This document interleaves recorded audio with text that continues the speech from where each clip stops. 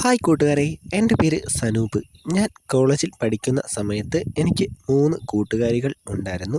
അവരുടെയും എൻ്റെയും കഥയാണ് നിങ്ങളോടിന്ന് പറയാൻ പോകുന്നത്. എൻ്റെ കുടുംബം ഒരു സാധാരണ കുടുംബമാണ്.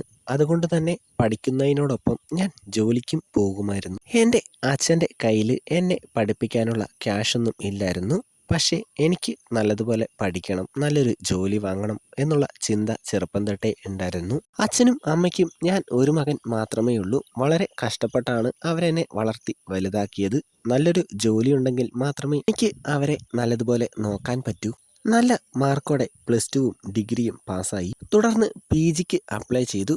PG കിട്ടിയത് ദൂരെയുള്ള ഒരു കോളേജിലായിരുന്നു. വീട്ടിൽ നിന്ന് പോയി വന്ന് പഠിക്കാൻ പറ്റില്ല. കോളേജിൻ്റെ അടുത്ത് വേറെന്തെങ്കിലും സൗകര്യം നോക്കണം. വീട്ടിൽ എല്ലാവരും സപ്പോർട്ടായിരുന്നു. എന്നാലും കോളേജിൻ്റെ അടുത്ത് വാടകയ്ക്ക് റൂമെടുത്താൽ റൂമിൻ്റെ വാടക, ഭക്ഷണം, ബാക്കി ചെലവുകൾ എല്ലാത്തിനുമുള്ള ക്യാഷ് എങ്ങനെ ഉണ്ടാക്കും എന്നായിരുന്നു ചിന്ത. ഒരു മാസത്തെ ചെലവിനുള്ള ക്യാഷെല്ലാം ഞാൻ ഒപ്പിച്ചു. അവിടെ ചെന്നിട്ട് രാത്രിയിൽ എന്തെങ്കിലും ജോലിക്ക് പോകാം, അതായിരുന്നു എൻ്റെ പ്ലാൻ. അങ്ങനെ കോളേജ് പഠിത്തം തുടങ്ങി. എൻ്റെ ക്ലാസ്സിലാണെങ്കിൽ ഞാനും വേറൊരുത്തനും മാത്രമേ ബോയ് ആയിട്ട് ഉണ്ടായിരുന്നുള്ളൂ. ബാക്കി എല്ലാവരും ഗേൾസാണ്. കോളേജിൻ്റെ അടുത്തു തന്നെയാണ് അവൻ്റെ വീട്. അവൻ ആരോടും കൂട്ടുകൂടാനൊന്നും വരില്ല, എപ്പോഴും പഠിത്തം തന്നെ.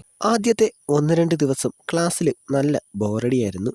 പിന്നെ പതിയെ പതിയെ പെൺകുട്ടികളൊക്കെയായി മിണ്ടാൻ തുടങ്ങി. ആ കൂട്ടത്തിൽ 3 പേരുണ്ടായിരുന്നു: അനിത, ഗായത്രി, രമ്യ. അവരെ കണ്ടാൽ തന്നെ അറിയാം നല്ല പണക്കാരുടെ മക്കളാണ്. ഞാൻ ആദ്യം പരിചയപ്പെട്ടത് ഗായത്രിയാണ്. അവളാണ് അനിതയും രമ്യയും എനിക്ക് പരിചയപ്പെടുത്തിയത്. 3 പേരും നല്ല സുന്ദരികളാണ്. നല്ല വണ്ണവും പൊക്കവും എല്ലാം ഉണ്ട്. അവർ കഴിക്കുന്നത് നല്ല ക്വാളിറ്റിയുള്ള ഫുഡാണ്. 3 പേർക്കും അതിൻ്റെതായ നല്ല ആരോഗ്യമുണ്ട്. ഇവർ 3 പേരും കോളേജിൻ്റെ കുറച്ച് ദൂരെ ഒരു വീടെടുത്ത് അവിടെയാണ് താമസം. കോളേജിൻ്റെ അടുത്തു തന്നെ ചെറിയൊരു ലോഡ്ജുണ്ട്, അവിടെയാണ് എൻ്റെ താമസം. ഇപ്പോൾ 1 മാസം ആവാറായി. കയ്യിലെ ക്യാഷെല്ലാം ഏകദേശം തീരാറായി. വിചാരിച്ച പോലെ ഇവിടെ ജോലിയൊന്നും കിട്ടിയതുമില്ല. അങ്ങനെയൊക്കെ ആണെങ്കിലും കോളേജിൽ ചെല്ലുമ്പോൾ ഞാൻ വളരെ ഹാപ്പിയാണ്. അവർ 3 പേരും ഞാനും ഇപ്പോൾ നല്ല കൂട്ടാണ്. എല്ലാ കാര്യങ്ങളും തുറന്ന് സംസാരിക്കാൻ പറ്റും. വൈകിട്ട് അവരുടെ ചിലവിൽ ഭക്ഷണമെല്ലാം വാങ്ങിത്തരും.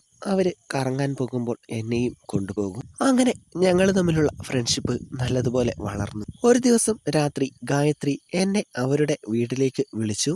രാത്രി അവിടെ നിന്ന് ഫുഡ് കഴിക്കാം എന്ന് പറഞ്ഞു. ഞാൻ അപ്പോൾ തന്നെ ഓക്കെ പറഞ്ഞു. രാത്രിയിലെ ഫുഡിൻ്റെ ക്യാഷ് ലാഭമായല്ലോ, അതായിരുന്നു എൻ്റെ മനസ്സിൽ. ഞാൻ അവരുടെ വീട്ടിലെത്തി. എന്തൊരു വലിയ വീടാണ്. ഞാൻ 1 വർഷം ജോലിക്ക് പോയാൽ കിട്ടുന്ന ക്യാഷാണ് ഇവർ 1 മാസം വാടക കൊടുക്കുന്നത്. അവർ ചെറിയൊരു ആഘോഷമാണ്. വെള്ളവും ചിക്കനും എല്ലാം ഉണ്ട്. എന്നോടും കൂടെയിരുന്ന് ഫുഡ് കഴിക്കാൻ പറഞ്ഞു. കഴിക്കുന്നതിൻ്റെ ഇടയിൽ ഗായത്രി എൻ്റെ ജോലിക്കാര്യം എന്തായി എന്ന് ചോദിച്ചു. ഒന്നും ആയില്ല, നോക്കുന്നുണ്ട് എന്ന് ഞാൻ പറഞ്ഞു. അപ്പോഴാണ് രമ്യ ചോദിച്ചത്, എടാ, നിന്റെ പരിചയത്തിൽ കുക്കിങ്ങും ക്ലീനിങ്ങും നല്ലതുപോലെ അറിയാവുന്ന ആരെങ്കിലും ഉണ്ടെങ്കിൽ പറ. ഞങ്ങൾ ഇവിടെ ഒരു സെർവൻറ്റിനെ നോക്കുന്നുണ്ട്. എൻ്റെ പരിചയത്തിൽ അങ്ങനെ ആരുമില്ല. എടാ, നീയൊന്ന് നോക്ക്, ക്യാഷ് എത്ര വേണേലും കൊടുക്കാം, ഗായത്രി പറഞ്ഞു. എന്നാൽ ഞാൻ മതിയോ? ഒരു തമാശ രീതിയിൽ ഞാൻ ചോദിച്ചു. അവർ 3 പേരും പരസ്പരം നോക്കി. ഗായത്രി ചോദിച്ചു, നിനക്ക് കുക്കിംഗ് ഒക്കെ അറിയുമോ? എല്ലാം എനിക്കറിയാം. ഞാൻ എന്തായാലും ഒരു ജോലി നോക്കുന്നുണ്ടല്ലോ, ഇവിടെയാകുമ്പോൾ അത് കുറച്ചുകൂടെ നല്ലതല്ലേ. 3 പേരും എണീറ്റ് റൂമിലേക്ക് പോയി. അവർ എന്തൊക്കെയോ ചർച്ച ചെയ്തു. കുറച്ച് കഴിഞ്ഞ് തിരിച്ചു വന്നു. ഗായത്രി പറഞ്ഞു, ഞങ്ങൾക്ക് ഓക്കെയാണ്. പക്ഷേ ഇവിടുത്തെ ജോലിക്കാരനാകുമ്പോൾ ഇപ്പോഴുള്ള പെരുമാറ്റമൊന്നും നീ പ്രതീക്ഷിക്കരുത്. നീ ഇവിടുത്തെ ജോലിക്കാരനാണെന്ന ബോധ്യം നിനക്ക് എപ്പോഴും ഉണ്ടായിരിക്കണം. അങ്ങനെ 2 ആഴ്ച കഴിഞ്ഞ് ഒരു ദിവസം ഗായത്രി മാത്രമേ വീട്ടിലുള്ളൂ. ഞാൻ ഓരോ ജോലികൾ ചെയ്യുകയാണ്. ഒരു ഗ്ലാസ് വെള്ളം കൊണ്ടുവരാൻ ഗായത്രി പറഞ്ഞു. ഞാൻ അവളുടെ റൂമിലേക്ക് വെള്ളവുമായി ചെന്നു. എന്നെ കണ്ടതും അനങ്ങാതെ നിക്ക് എന്ന് പറഞ്ഞ് എൻ്റെ പഴമെടുത്ത് തൊലി പൊളിച്ച് കഴിക്കാൻ തുടങ്ങി. പെട്ടെന്ന് കതക് തുറന്ന് അനിതയും രമ്യയും വന്നു. ഗായത്രി പഴം കഴിക്കുന്നത് അവർ ഫോണിൽ പിടിച്ചു. അതവർ എന്നെ കാണിച്ചു. എൻ്റെ മുഖം നല്ലതുപോലെ കാണാം. ഞങ്ങൾ പറയുന്ന ജോലികളെല്ലാം ഇനി നീ ചെയ്യണമെന്ന് അവർ പറഞ്ഞു.